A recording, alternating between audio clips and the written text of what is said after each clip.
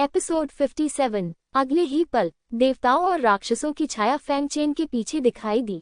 एक राक्षसी दिव्य शक्ति और राक्षसी शक्ति बाहर निकली। आकाश के वज्रपंख प्रकट हो गए। तुझी दानव तलवार की भयानक राक्षसी ऊर्जा बाहर निकल आई। झाओ शिमाई ने ये देखा, लेकिन कार्रवाई करने का इरादा नहीं किया। फैंग चेन की तलवार की राक्षसी ऊर्जा पागलपन की हद तक एकत्रित हुई और तुझी दानव तलवार में विलीन हो गई। ये तलवार, वह अपना सर्वश्रेष्ठ प्रदर्शन करेगा। मरना। वह दहाड़ा। उसने हमला किया और सीधी तलवार से वार किया। ये तलवार कट गई और एक देवता और दानव में बदल गई। झाओ शिमाई की ओर दौड़ी। वह भयानक दबाव, आकाश और पृथ्वी ने एक पल में रंग बदल दिया। तेज हवाएं चली, राक्षसी ऊर्जा आकाश की ओर दौड़ पड़ी, शैतान के अधिकार क्षेत्र की तरह। ये लिंग को ये तलवार छूते ही झटका लगा। हालांकि फैंग चेन की चोटें ठीक नहीं हुई थी, लेकिन ये तलवार शीर्ष झोंग युआन क्षेत्र की पूरी शक्ति वाली तलवार से भी बेहतर थी। उसमें निहित शुद्ध आसुरी ऊर्जा तो और भी अधिक अद्भुत थी। ये कमीना तो और भी ताकतवर लगता है, उसने मन ही मन कहा। इस तलवार का सामना करते हुए झाओ शिमाई उदासीन दिखे और उनका कोई कार्रवाई करने का इरादा नहीं था। कोलाहलयुक्त शून्य से एक आवाज आए और फिर एक विशाल हाथ आकाश से नीचे गिरा और उसने वास्तव में फैंग चेन की तलवार को पकड़ लिया। फिर उस विशाल हाथ ने उस टुकड़े को दबाया और कुचल दिया। बूढ़ा किंग झाओ शिमाई के सामने आया और फैंग चेन को घृणा से देखने लगा। इस बार कोई भी तुम्हारे लिए नहीं लड़ेगा, बूढ़े किंग ने हल्के से कहा।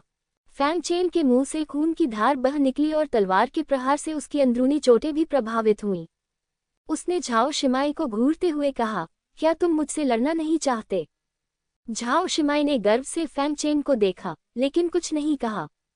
बगल में खड़े ये लिंग ने तिरस्कारपूर्वक कहा, तुम हमारे संप्रदाय के संत से लड़ने के योग्य हो। क्या तुम नहीं देखते कि तुम्हारी पहचान क्या है?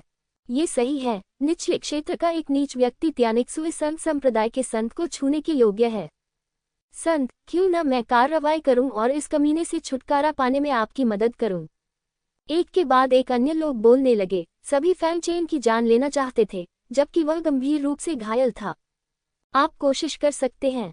फैंग चेन ने वहां उपस्थित सभी लोगों पर अपनी ठंडी नजरें घुमाई। जहां भी लाल और सुनहरे रंग की पुतलियां गुजरती, हर किसी का दिल कांप उठता और वे पीछे हटने से खुद को रोक नहीं पाते। यहां तक कि ये लिंग भी ऐसा ही था। फैंग चेन की आंखें तीखी और जानलेवा इरादे से भरी हुई थी, जैसे कोई राक्षस दानव लोक से उतर रहा हो, जिससे लोग भयभीत हो जाते थे।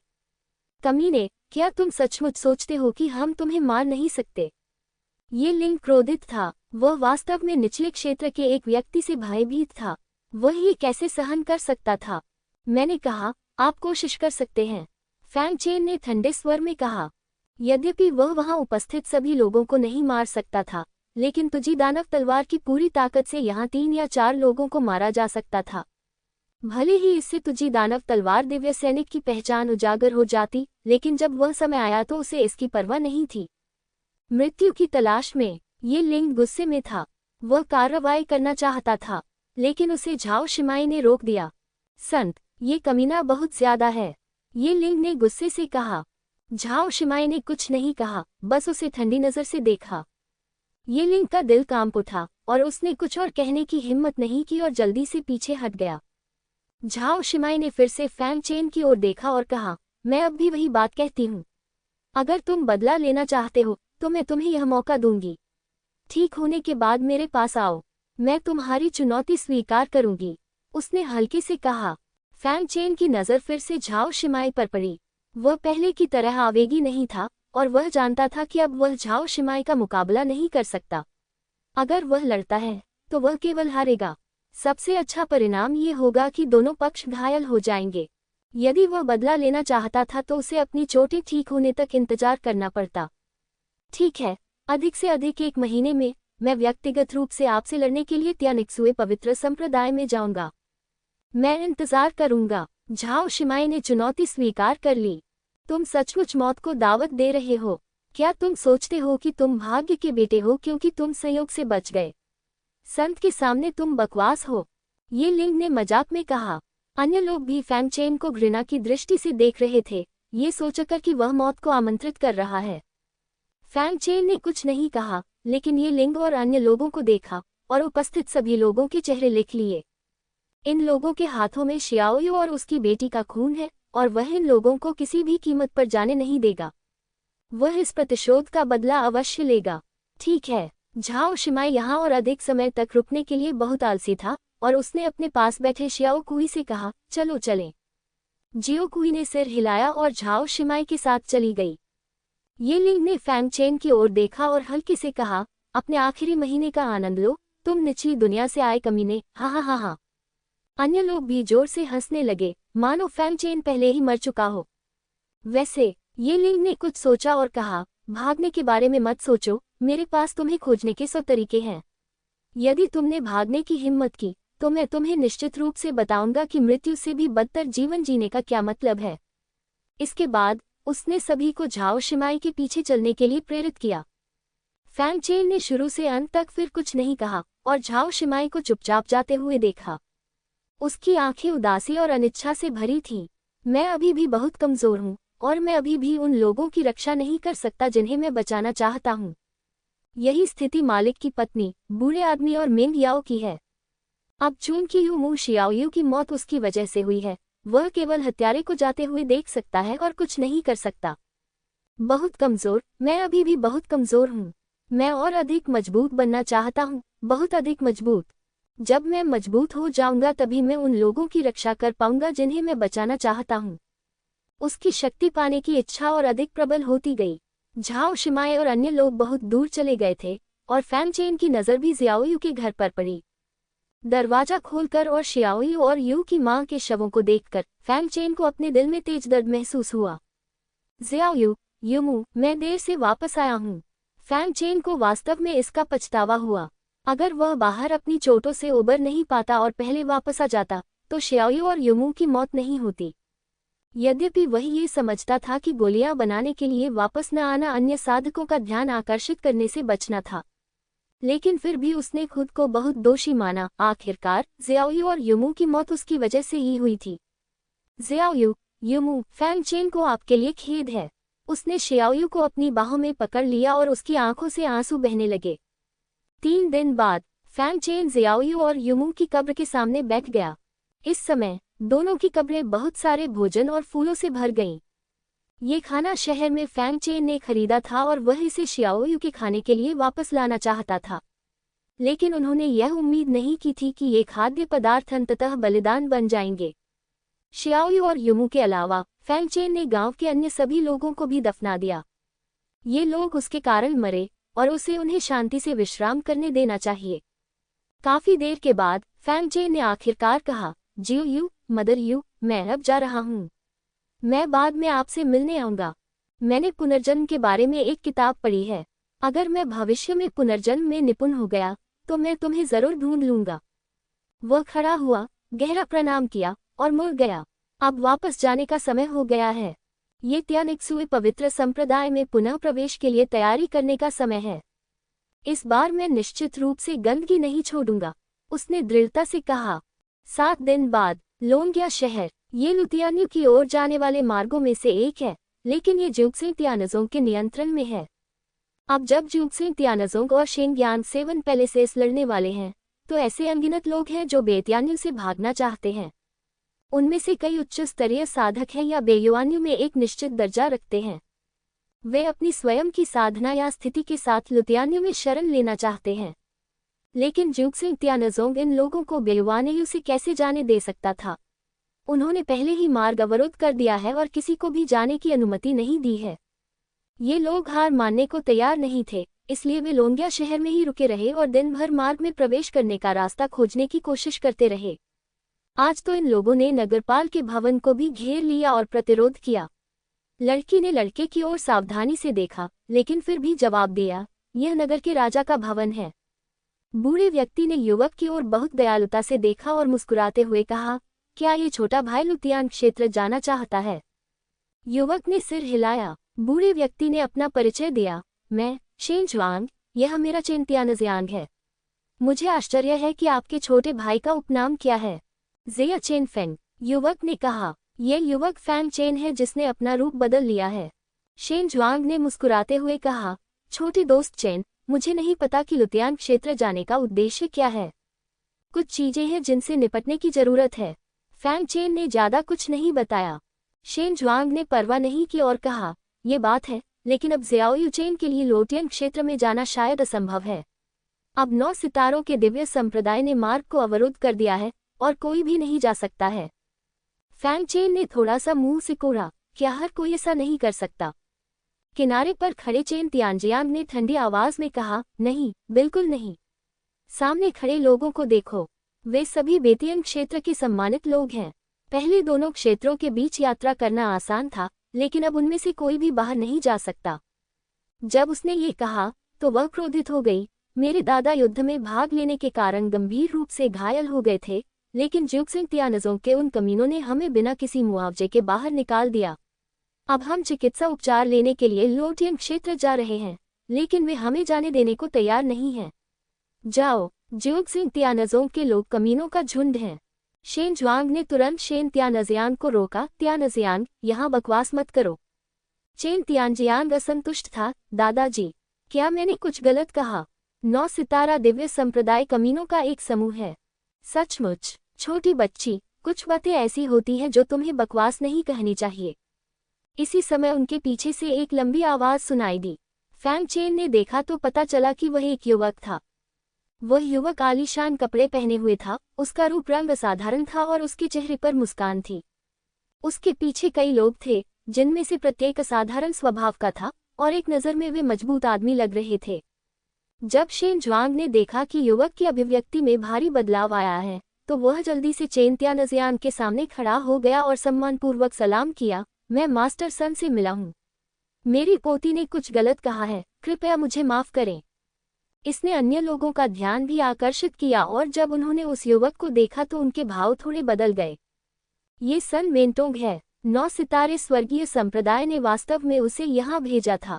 ये खत्म हो गया है, मैं अब तुम्हारे बिना नहीं रह सकता।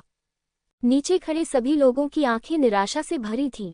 ये सन वेंटोंग 9 सितारा स्वर्गीय संप्रदाय का एक उच्च रैंकिंग सदस्य है और 8वें स्तर की ताकत के बारे में पूछ रहा है। सबसे महत्वपूर्ण बात यह है कि वह सूर्य परिवार का अगला उत्तराधिकारी है और सूर्य परिवार भी बेयुवान क्षेत्र की प्रमुख ताकतों में से एक है और 9 सितारा आकाशीय संप्रदाय का कट्टर वफादार है। अब जब सन वेंटोंग स्वयं आ गया है, तो सन परिवार को भी उसकी सुरक्षा के लिए लोगों को भेजना होगा। लुतियान क्षेत्र में जाना तो और भी असंभव है। कुछ गलत कहा, सन वेंटोंग ने व्यंग्य करते हुए कहा। ज्यूक्सिंग तियानजोंग का खुलेआम अपमान करना कोई गलत बात नहीं है। उसने चेन तियानजियांग को ऊपर से नीचे तक देखा और कामुकता से मुस्कुराया। हालांकि वह थोड़ी जवान है, लेकिन वह काफी सुंदर है, बुरी नहीं है।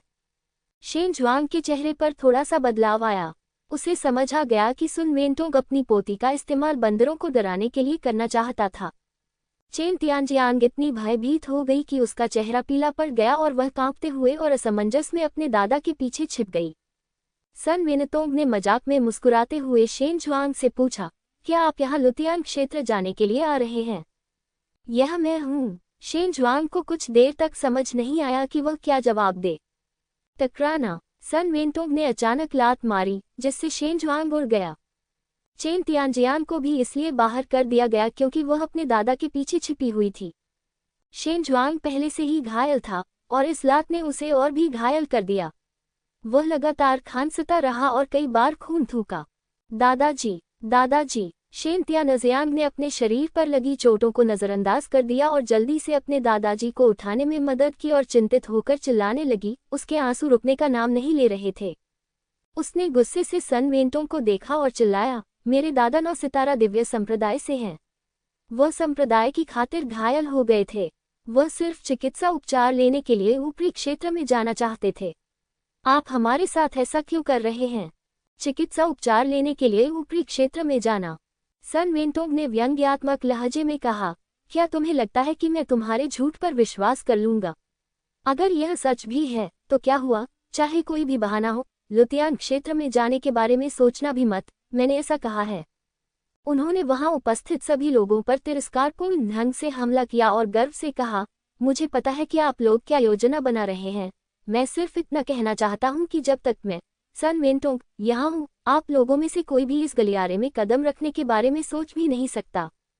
ये सुनकर सभी लोग हताश दिखे। अब ऐसा लगता है कि ज्यूक्सिंग तियानजोंग ने अन्य क्षेत्रों के मार्ग को पूरी तरह से अवरुद्ध कर दिया है और वे बेवान क्षेत्र को छोड़ने के बारे में सोच भी नहीं सकते हैं।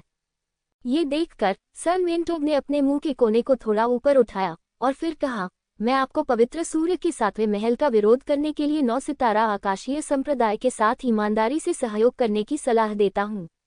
हालांकि 9 सितारा आकाशीय संप्रदाय अब आपके साथ कुछ नहीं कर सकता है। जब युद्ध जीत लिया जाएगा तो वे निश्चित रूप से आपको ढूंढ लेंगे। आप साफ हो जाएंगे। तत्स्थता आपके लिए जीवन रक्षक ताबीज नहीं हो सकती, बल्कि जीवन रक्षक ताबीज हो सकती है। अंत में चाहे कोई भी जीत जाए, तटस्थ बने रहने से ही नतीजा निकलेगा। अगर 9 सितारे दिव्य संप्रदाय जीतता है तो वे उत्तरी क्षेत्र के बॉस होंगे। स्वाभाविक रूप से वे इन तटस्थ लोगों को आसान समय नहीं देंगे। इसके विपरीत भले ही पवित्र सूर्य का 7वां महल जीत जाए, वे उन्हें जाने नहीं देंगे। आखिरकार वह एक डोमेन का मालिक बन गया है, इसलिए वह स्वाभाविक रूप से इन अवज्ञाकारी लोगों को अस्तित्व में नहीं रहने देगा। डोमेन की लड़ाई ऐसी चीज नहीं है जिसमें आप भाग नहीं ले सकते यदि आप नहीं चाहते। यदि आप न भी चाहें तो भी आप किसी न किसी कारणवश इसमें शामिल हो जाएंगे और इससे बाहर नहीं निकल पाएंगे। यही कारण है कि इन लोगों ने युद्ध समाप्त होने तक प्रतीक्षा करने के लिए कोई स्थान ढूंढने के बजाय उत्तरी युआन क्षेत्र छोड़ने का विकल्प चुना, क्योंकि छिपने से ज्यादा प्रभाव नहीं पड़ता और आप फिर भी युद्ध में शामिल रहेंगे। सभी हताश दिख रहे थे, उन्हें इस लड़ाई से कोई लाभ नहीं मिलने वाला था। यदि वे जीत जाते हैं तो वे अधिक से अधिक बिना किसी लाभ के जीवित रह सकते हैं, जबकि यदि वे हार जाते हैं तो वे मर जाएंगे। सभी की हिचकिचाहट को देखकर सन वेंटोंग ने शांति से कहा, ठीक है, चलो सब तितर बितर हो जाते हैं।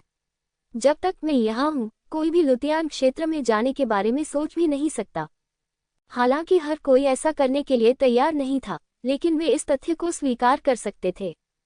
जहां तक तुम्हारा प्रश्न है, सन वेनतोंग ने शेन जुआंग और चेन तियानजियांग को देखा जो जमीन पर पड़े थे और ठंडे स्वर में कहा, उन्हें शहर के द्वार पर फांसी दे दो और दूसरों को चेतावनी दो। हाँ, उसके पीछे खड़े व्यक्ति ने कार्रवाई की और कार्रवाई की। चेन तियानजियांग का चेहरा पीला पड़ गया और वह चिल्लाए, मेरे दादा ज्यूक्सिंग तियानजोंग के बाहरी इलाके से हैं। उन्होंने युद्ध के मैदान में लड़ाई लड़ी और संप्रदाय के लिए खून बहाया। आप ऐसा नहीं कर सकते। उसके दादा की वर्तमान स्थिति को देखते हुए यदि उन्हें शहर के द्वार पर फांसी दे दी जाए तो भी वे निश्चित रूप से जीवित नहीं बचेंगे। सन वेंटोंग ने व्यंग्यात्मक लहजे में कहा, तो क्या हुआ, यदि आप लोटियन क्षेत्र में जाना चाहते हैं तो आप भगोड़े हैं और भगोड़ों को मरना ही होगा। चेन तियानजियांग हताश दिख रही थी। उन लोगों को आगे आते देख वह अपने दादा के सामने खड़ी हो गई और चिल्लाई, आप ऐसा नहीं कर सकते। लेकिन ये लोग उसकी बात कैसे सुन सकते थे। लेकिन जब उसने सोचा कि अब सब खत्म हो गया है तो एक आकृति उसके और उसके दादाजी के सामने आकर खड़ी हो गई। ये फॉन चेन था। ये देखकर कि वह व्यक्ति इतना अदूरदर्शी है, एक मजबूत आदमी उस व्यक्ति को गिरफ्तार करने के लिए आगे बढ़ा और चिल्लाया, तुम इतने दुस्साहसी हो, तुमने शहर के स्वामी के महल को किसी को गिरफ्तार करने से रोकने की हिम्मत की, नरक में जाओ। उसने सीधे फैंग चेन के पेट पर लात मारी। अगर ये लात लगती तो उसकी आधी जान चली जाती। फैंग चेन उदासीन दिख रहा था। प्रतिद्वंद्वी की साधना केवल झोंग युआन दायरे के पहले स्तर पर थी। भले ही वह घायल हो, लेकिन उससे निपटने के लिए यह पर्याप्त से अधिक था। उसने अपना हाथ बढ़ाया और सीधे प्रतिद्वंद्वी के टखने को पकड़ लिया और स्वर्ण शरीर क्षेत्र की भयानक शक्ति ने तुरंत प्रतिद्वंद्वी को स्थिर कर दिया। आदमी हैरान रह गया। संघर्ष करने से कोई फायदा नहीं है। जैसे ही वह किसी चीज के बारे में सोच रहा था, फैंग चेन ने सीधे उसे उठाया और दूर फेंक दिया। वह सीधे उछलकर जमीन पर गिरा और बेहोश हो गया।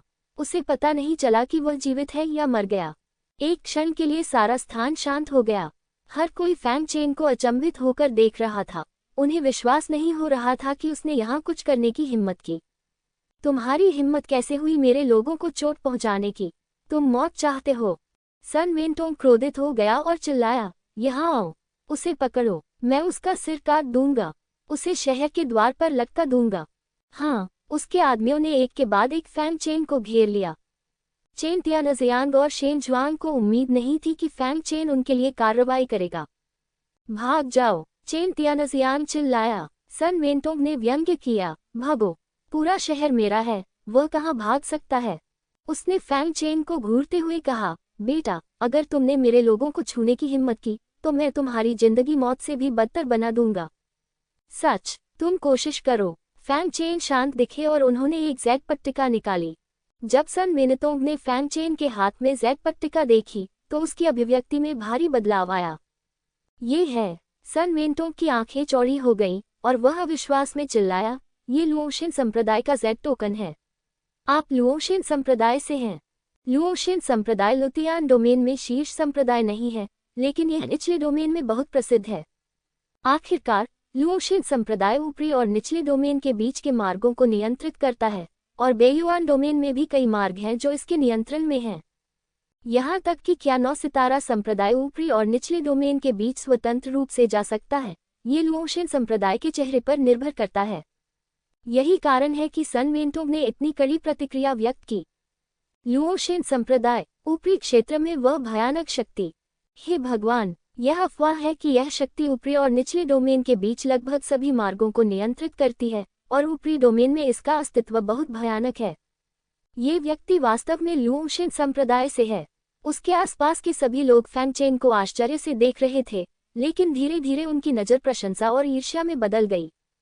वे उच्च क्षेत्र में व्यक्ति बनने का सपना देखते हैं, लेकिन उस महाद्वीप की ऊंचाई तक पहुंचना उनके जैसे लोगों के लिए संभव नहीं है।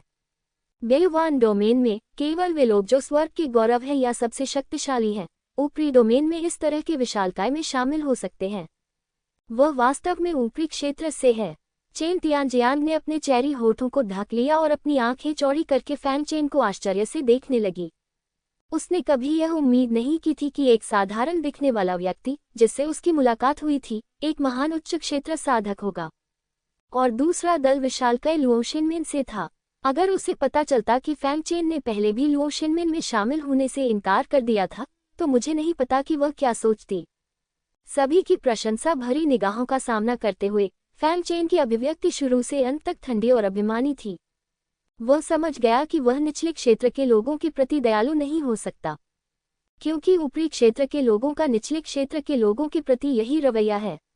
अगर विनम्रता का कोई निशान भी है, तो वे ऊपरी क्षेत्र के व्यक्ति के रूप में उसकी पहचान पर संदेह करेंगे।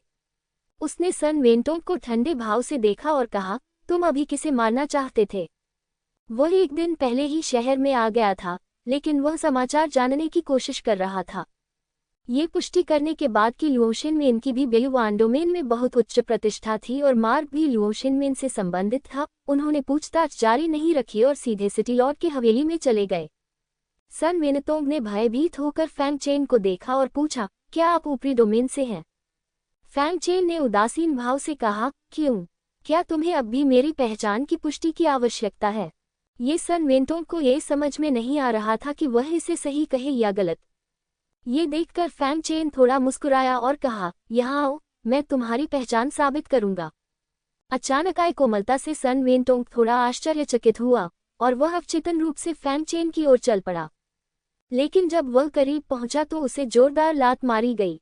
टकराना। इससे पहले कि सन वेनतोंग कुछ प्रतिक्रिया कर पाते, उन्हें बाहर निकाल दिया गया और वे जमीन पर गिर पड़े। मालिक, मास्टर सूर्य परिवार के चेहरे अचानक बदल गए और वे तेजी से आगे बढ़ गए।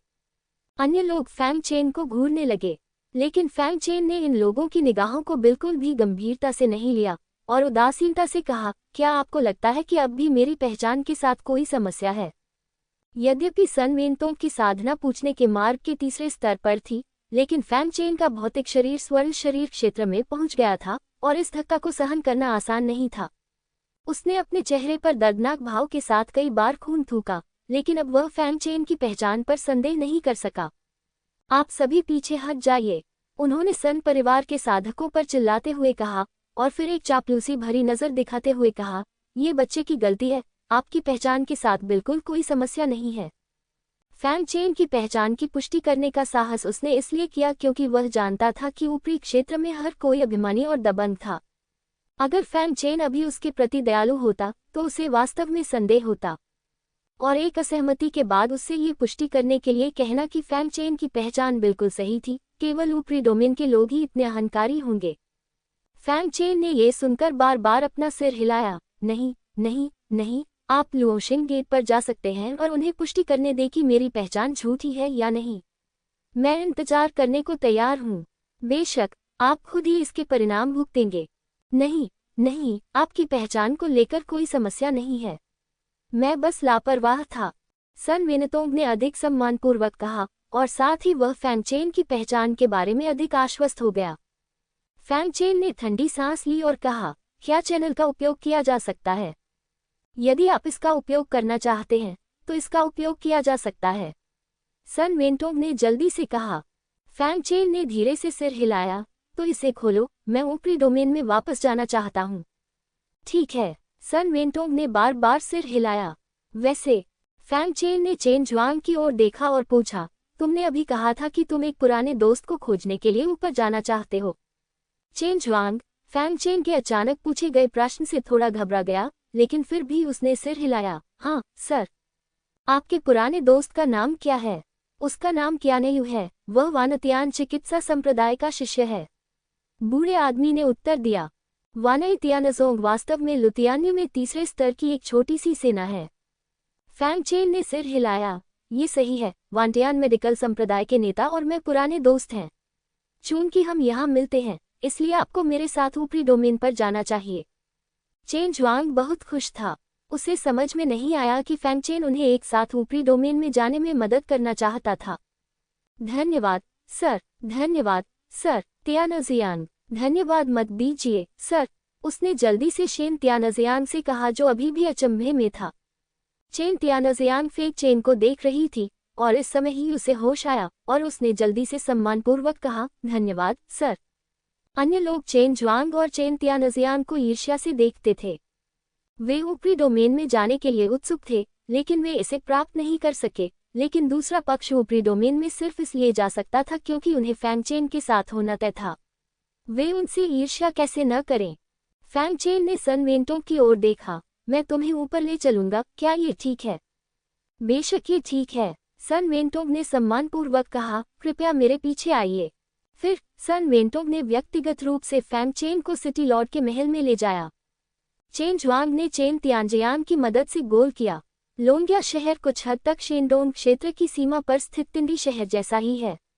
ये भी सीमा की चट्टान के किनारे बना है और यह भी अंधेरा है। जब वह चौक पर पहुंचा, तो फैंगचेन के सामने एक विशाल सीढ़ी दिखाई दी, जो लगभग तियांडी शहर की सीढ़ी के समान थी। ये स्पष्ट रूप से लुओशेन संप्रदाय द्वारा बनाया गया था, लेकिन क्योंकि बेवान क्षेत्र लुओशेन संप्रदाय से बहुत दूर था, इसलिए नियंत्रण जुंगसिंग तियानजोंग को सौंप दिया गया था। सर, सीढ़ी तैयार है और इसे किसी भी समय खोला जा सकता है, सन वेनतोंग ने सम्मानपूर्वक कहा। फैंगचेन ने सिर हिलाया और सीधे सीढ़ी की ओर चला गया। चेन जुआंग और चेन तियानजियांग जब फैंगचेन के पीछे सीढ़ी पर चढ़े तो वे थोड़े चिंतित और असहज थे। फैंगचेन ने हल्के से कहा, जब आप टेलीपोर्ट करना शुरू करते हैं, तो बेहतर होगा कि आप अपनी आंखें बंद कर लें।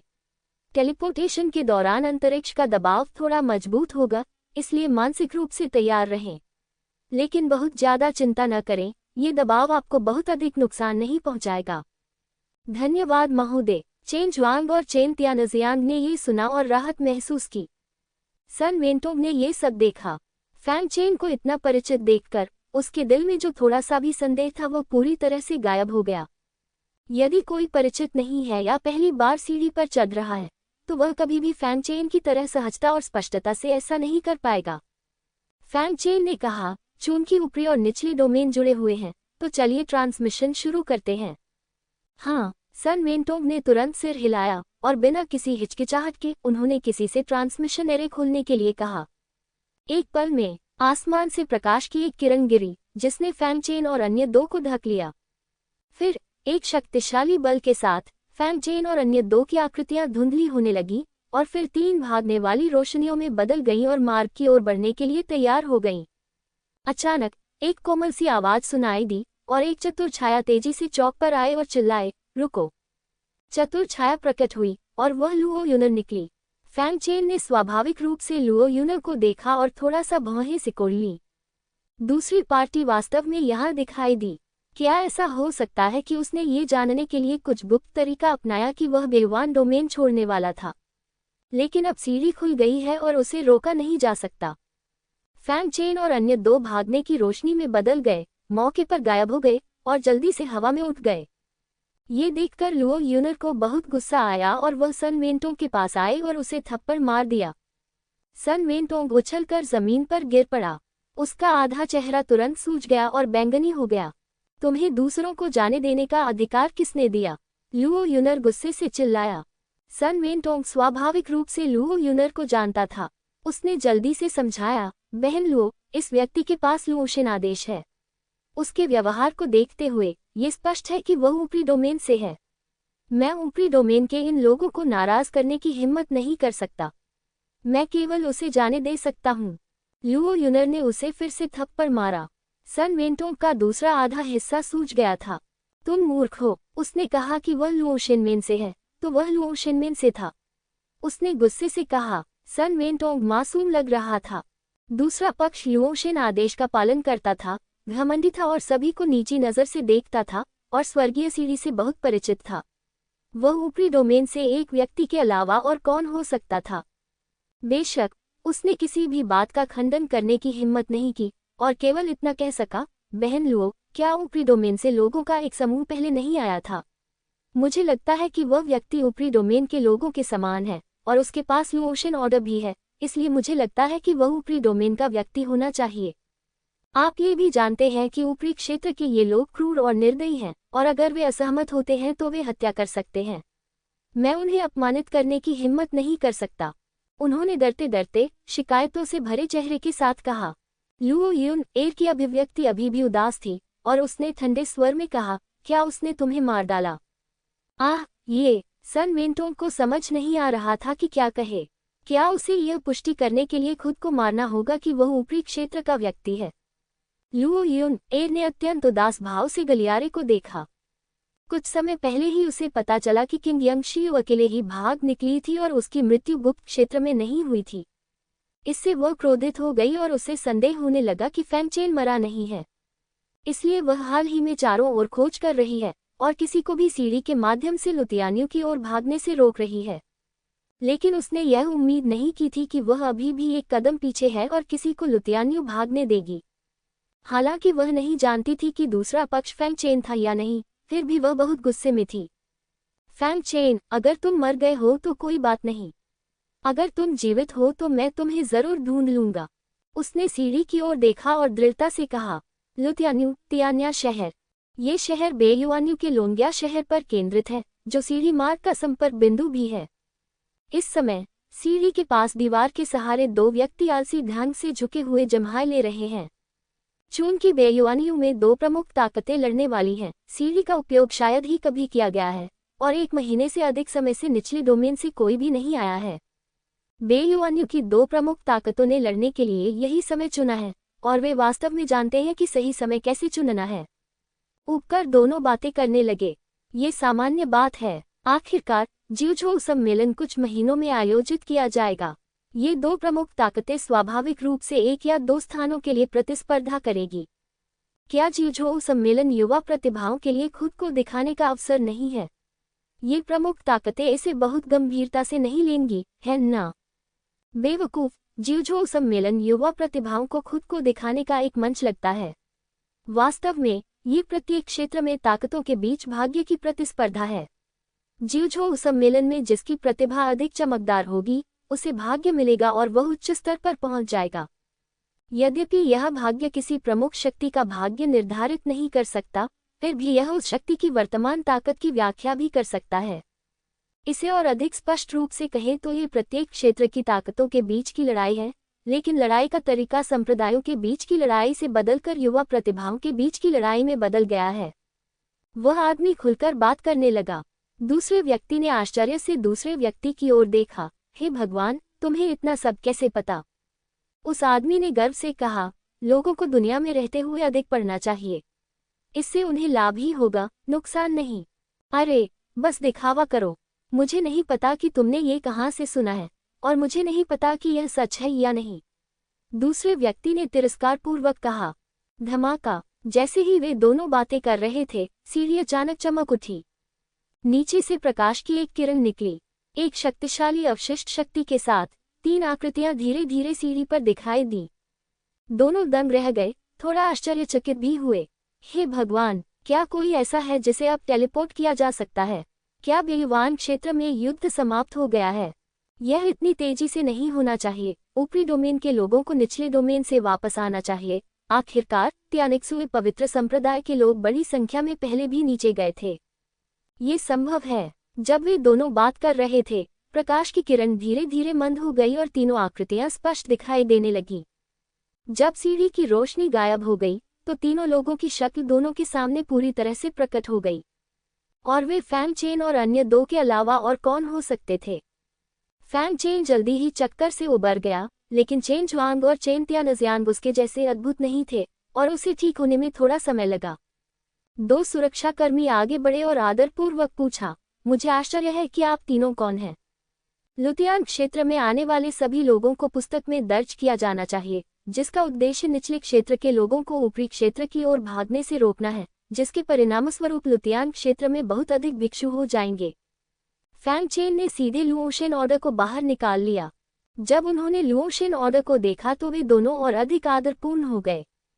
तो ये लुओशेन संप्रदाय का भगवान है, फैंग चेन ने कहा। वे मेरे लोग हैं। क्या उनके लिए पहचान पत्र तैयार करना ठीक रहेगा? पहचान टोकन को लुतियानियों के लिए एक स्थायी निवास परमिट कहा जा सकता है। इस तरह चेन जुआंग और अन्य को निचले डोमेन में नहीं ले जाया जाएगा। जहां तक स्वाभाविक रूप से इसकी आवश्यकता न होने की बात है, तो एक प्रतिभाशाली व्यक्ति की पहचान एक स्थायी निवास परमिट है। गार्ड ने तुरंत सिर हिलाकर कहा, बेशक इसमें कोई समस्या नहीं है। उन्होंने तुरंत एक अन्य व्यक्ति से टोकन लाने को कहा और उसे सम्मानपूर्वक चेन जुआंग और चेन तियानजियान को सौंप दिया, जो अभी तक ठीक नहीं हुए थे। धन्यवाद, फैंग चेन ने सिर झुकाया। हमें यही करना चाहिए, दोनों ने जल्दी से कहा। फैंग चेन ने धीरे से सिर हिलाया और पूछा, क्या हम जा सकते हैं? बिल्कुल, दोनों ने बाधा डालने का साहस नहीं किया। वे बहुत अच्छी तरह जानते थे कि लुओशेन ऑर्डर क्या दर्शाता है। फैंग चेन ने धीरे से सिर हिलाया और चेन जुआंग और शेन तियानजियान के साथ सिटी लॉर्ड के महल को छोड़ दिया और शहर में आ गया। धन्यवाद छोटे भाई चेन, चेन जुआंग ने बहुत कृतज्ञता से फैंग चेन से कहा। अगर फैंग चेन न होता तो शायद वह बेवानेयू में ही मर जाता। धन्यवाद, चेन तियानजियान की आंखें कृतज्ञता से लाल थीं। मैं इस एहसान का बदला जरूर चुकाऊंगा। फैंग चेन ने अपना सिर हिलाया और कहा, चूंकि आप और मैं निचले क्षेत्र में मिले थे, इसलिए यह नियति थी। लेकिन यह नियति यही समाप्त होती है। यदि आपका मेरे साथ कोई कारण और प्रभाव है, तो कोई अच्छा अंत नहीं होगा। चेन तियानजियांग ने फैंग चेन की पीठ की ओर देखा। किसी कारण से उसे उसकी पीठ से थोड़ी उदासी और अकेलापन महसूस हुआ। ठीक है, उनके बोलने का इंतजार किए बिना फैंग चेन ने कहा, चलो अब अलग हो जाते हैं। हम भविष्य में एक दूसरे को फिर कभी नहीं देखेंगे। फिर वह सीधे भीड़ में चला गया और एक क्षण में उसका स्वरूप गायब हो गया। इंतजार, चेन तियानजियांग ने उसका पीछा किया और कुछ कहना चाहती थी, लेकिन वह अब फैंग चेन की आकृति नहीं ढूंढ पा रही थी। ऐसा क्यों है? उसे लगा कि उसके साथ कुछ गलत हुआ है। उसने अभी तक उसका ठीक से शुक्रिया अदा नहीं किया था। चेन जुआंग ने हल्की सी आह भरी। उसने देखा कि फैंग चेन ने कुछ ऐसी चीजों का अनुभव किया था जिसके कारण वह दूसरों के साथ संबंध बनाने में बेहद अनिच्छुक हो गया था।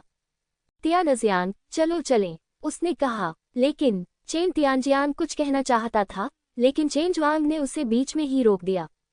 उन्होंने कहा, अगर भविष्य में हमारी मुलाकात तय हुई तो हम स्वाभाविक रूप से फिर मिलेंगे। इसके लिए हमें मजबूर करने की कोई जरूरत नहीं है।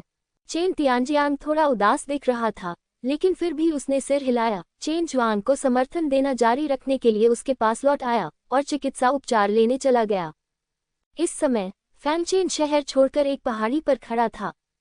उसने अपने हाथ में लुओशेन ऑर्डर को देखा और खुद पर हंसा।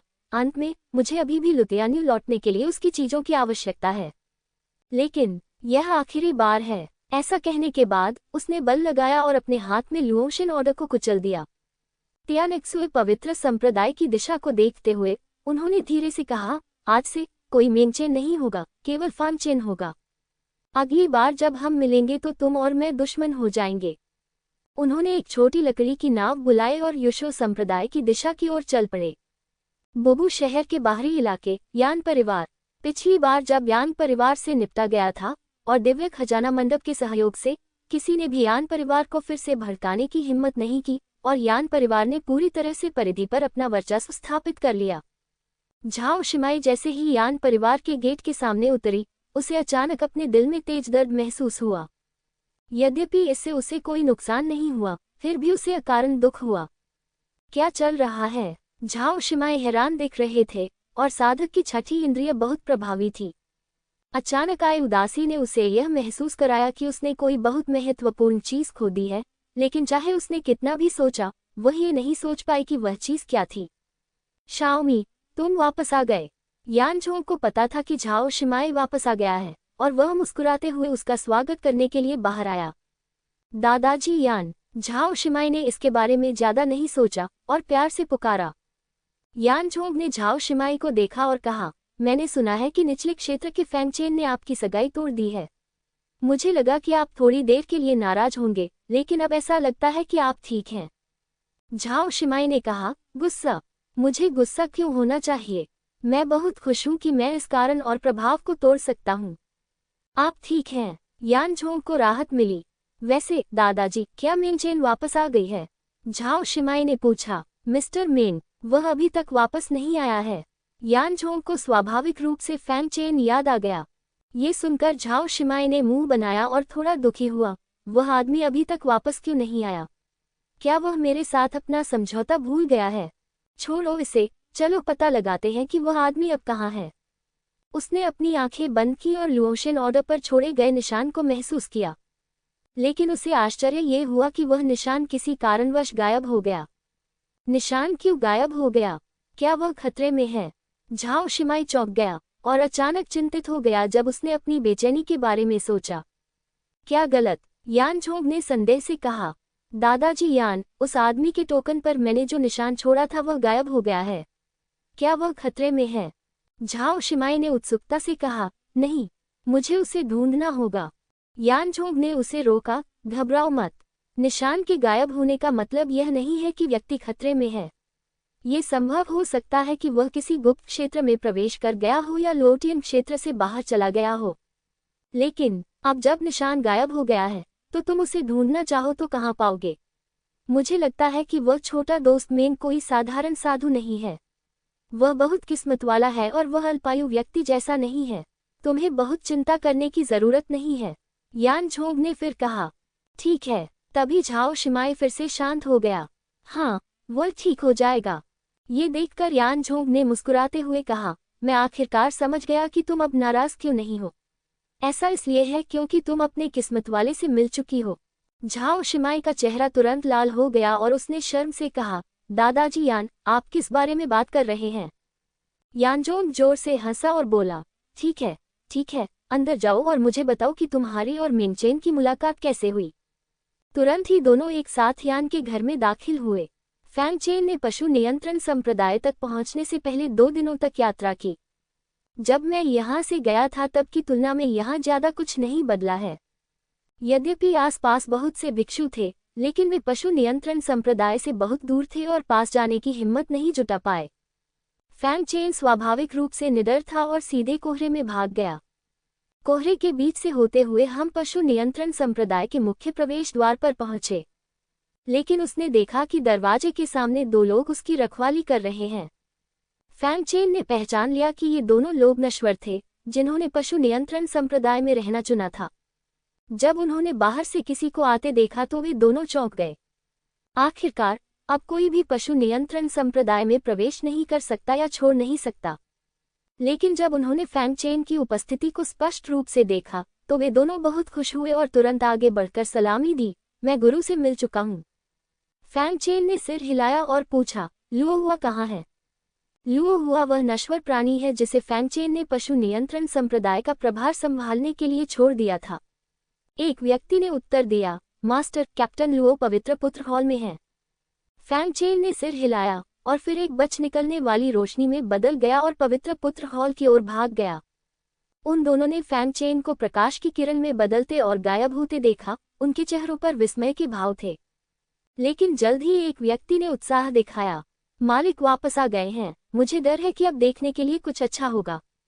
दूसरे व्यक्ति ने सिर हिलाया और कहा, बेलिंग हाल ही में कप्तान के शासन को उखाड़ फेंकने की कोशिश कर रहा है।